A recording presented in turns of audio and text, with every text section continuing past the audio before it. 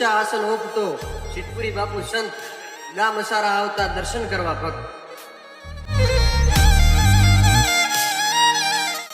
સિદ્ધપુરીને સેવતા દિલના ભાગે દુઃખ આશીર્વાદ દે બોલ્યો સગળા પામે શુભો